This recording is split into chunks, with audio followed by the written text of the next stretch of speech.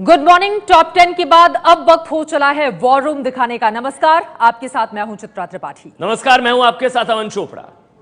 और इसी तरह का वॉर रूम था, जी हां, 22 तारीख को यानी कि मंगलवार को 2 दिन पहले इसी तरह का वॉर रूम था और प्रधानमंत्री नरेंद्र मोदी ने 2 घंटे वॉर रूम में बिताए, यानी कि साउथ ब्लॉक में 2 घंटे। उसी से सटा रक्षा मंत्रालय और वहीं पर है war room. NSA, Ajit Doval और तीनों सेनाओं के प्रमुख वहां पर मौजूद थे। बिल्कुल, और लगातार प्रधानमंत्री उनसे जानकारी ले रहे थे। पाकिस्तान के साथ संबंध जिस तरह से रोज रोज खराब हो रहे हैं, सरकार पर एक्शन का दबाव बढ़ता जा रहा है, लेकिन सरकार फिलहाल संयम में है। सरकार संयम में है, लेकिन एक्शन की तैयारी भी जोर शोर से जारी है।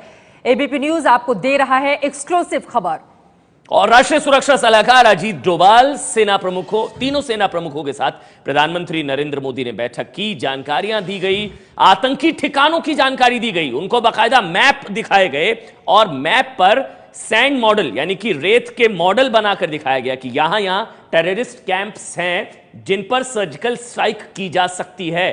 ठिकानों को खत्म करने के तरीके समझाए गए हैं। यानी कि इसी तरह से, कुछ इसी अंदाज में चित्रा, एनएसए, अजीत डोभाल, तीनों सेनाओं के प्रमुख वहां पर मौजूद थे और एक मैप बताया गया कि ये पाक अधिकृत कश्मीर, यहां पर टेरर कैंप्स हैं, लॉन्चिंग पैड्स हैं और यहां पर इस तरह से अगर कोई युद्ध की स्थिति होती है तो सर्जिकल स्ट्राइक हो सकते हैं। सेना ने बल्कि वहां पर सैंड मॉडल्स बनाकर दिखाए। और अमन, ये बहुत ज्यादा जरूरी भी हो जाता है। सीधे रुख कर लेते हैं, इस पूरी मीटिंग के बारे में विस्तार से जानकारी देंगे विकास भदौरिया, हमारे संवाददाता, जिन्होंने ये एक्सक्लूसिव रिपोर्ट हमारे दर्शकों तक पहुंचाई है। विकास, विस्तार से बताइए, प्रधानमंत्री नरेंद्र मोदी की ओर से क्या कुछ कहा गया है इस मीटिंग के दौरान और क्या ये माना जाए कि बहुत जल्द सर्जिकल स्ट्राइक पाकिस्तान में देखने को मिलेगा हिंदुस्तान की ओर से? देखिए, उरी के आतंकी हमले के बाद से ही लगातार प्रधानमंत्री सुरक्षा मामलों पर उच्च स्तरीय बैठक कर रहे हैं और इसमें कोई दो राय नहीं कि उन्होंने साफ कर दिया है कि जो भी उरी हमले के दोषी हैं उनको सजा जरूर दी जाएगी। अब सजा का स्वरूप क्या होगा ये भविष्य में तय होगा, लेकिन प्रधानमंत्री लगातार जो बैठकें कर रहे हैं उन्हीं बैठकों के सिलसिले के रूप में इस बैठक को भी देखा जा सकता है। लेकिन खुद प्रधानमंत्री का 2 घंटे वॉर रूम में होना, यानी कि युद्ध के कंट्रोल रूम में होना, ये इशारा करता है कि आखिर उनके दिमाग में चल क्या रहा है।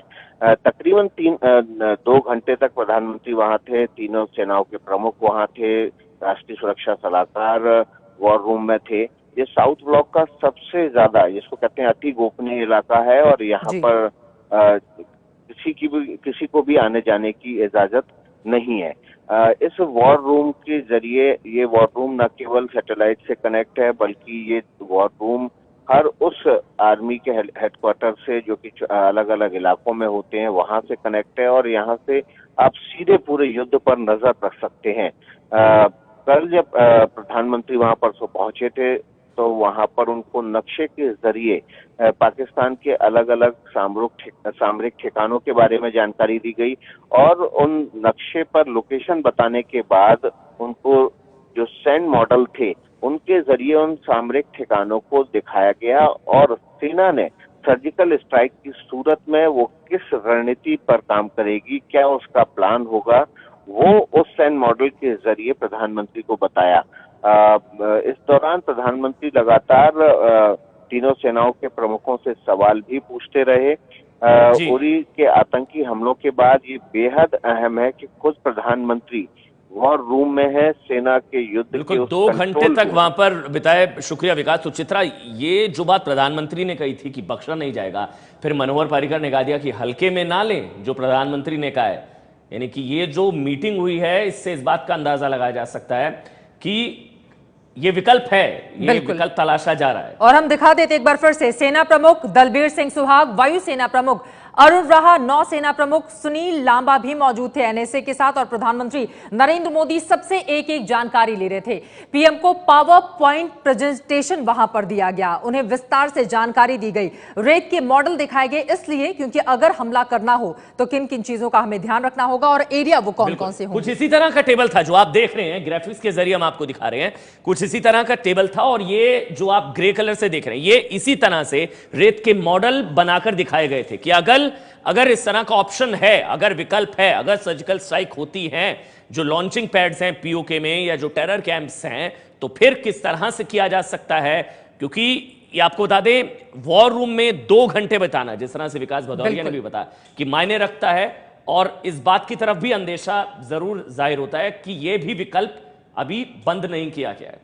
ये इशारा है सीधे सीधे पाकिस्तान को भी, जिस तरह की तैयारी हिंदुस्तान की ओर से की जा रही है। और ये इसलिए भी बहुत ज्यादा जरूरी हो जाता है क्योंकि 18 सैनिकों की शहादत का बदला लेना है और इसी वजह से हिंदुस्तान के लोग बार बार सरकार पर दबाव बना रहे हैं, क्योंकि 18 हमारे सैनिकों की शहादत यूं ही नहीं जाने देनी चाहिए। और इसी वजह से पाकिस्तान को लेकर, रणनीति पर, एक एक पल को लेकर काम लगातार किया जा रहा है सरकार की ओर से।